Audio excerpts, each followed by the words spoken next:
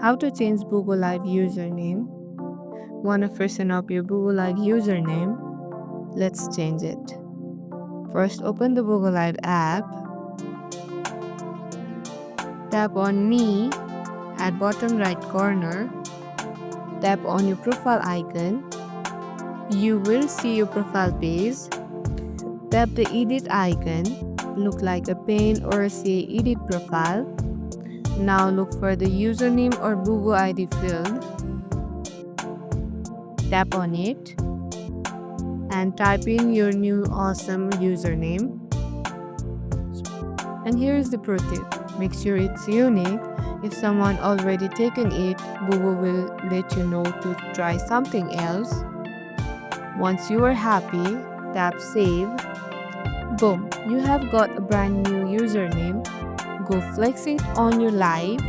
Quick, simple, done. Like this tutorial, hit like and subscribe for more bit-sized tech tips. Catch you in the next one.